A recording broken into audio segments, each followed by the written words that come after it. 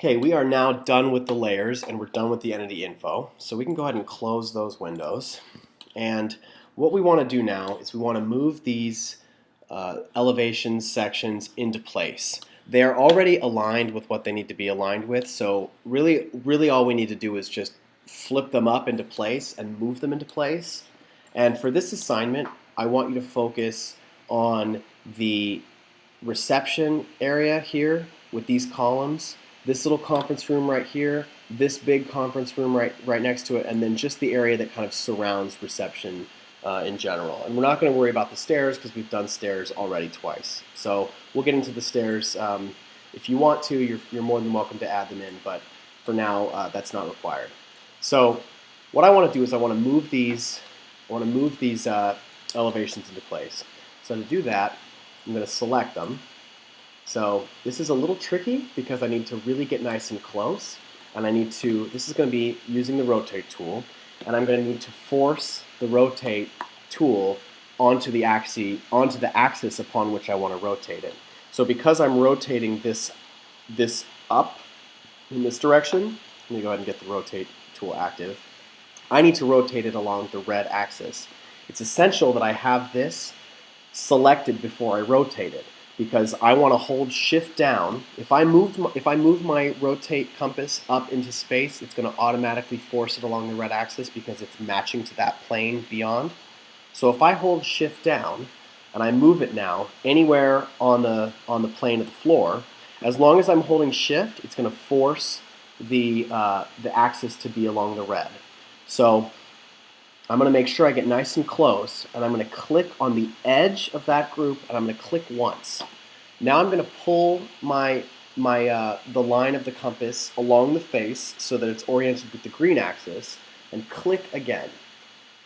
The final step of this 3-click gesture is just to rotate it up in space, and I can type in 90, enter for 90 degrees, and I can move around and see that I've now moved this up into place.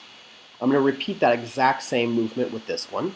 So again, I go to my S for select, or I go up to the arrow, select what it is I want to rotate, get nice and close so I can see the edge of it at the bottom. And in this case, it's going to be the other axis. It's going to be the green. So again, I go to my rotate tool. Go ahead and make sure that that's selected and you can see it. I go to my rotate tool, and I've got my green axis is highlighted.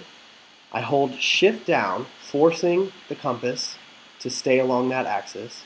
And I'm just going to go to this corner and click once, drag the line of the compass along the red axis for the second click. I click again, and then I rotate this up, type in 90, enter, and orbit around a little bit so that I can see that it's up in place. Now what I can do is I can move this section elevation, holding shift down so it forces it along the red, and I can see as I'm moving that it starts to match up and that the lines are matching up. So I've got the line of the stairs is matching up with the stairs in plan. I can see that the desk is matching up here at this point. I can see that my glass is matching up at that point, and that if I click and just drop it into place and move over here, the top of my banquette is in general matching up. It's, in this case, the plan's not exactly in tune with the section, and that happens sometimes. But most importantly, my walls are matching up. So I know that I'm in good shape. So here, I'm not even going to have to, I don't even need the information aside from what I'm bringing into place, which is my elevations and sections. So again, I'm going to do the same thing with this one. I'm just going to pull this one forward along the green axis, and I'm going to hold shift down, making sure that it doesn't move.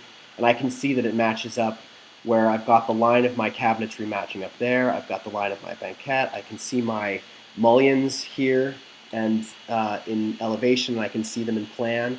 So it's a little strange to start seeing the plans in 3D like this, and you definitely have to get comfortable with seeing lines in two different directions.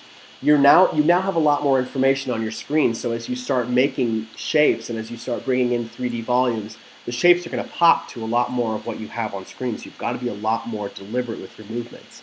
But this is our next step for this. So now that we've got our layers into place, we can move on and start building up some of these walls around the reception area and around this conference room.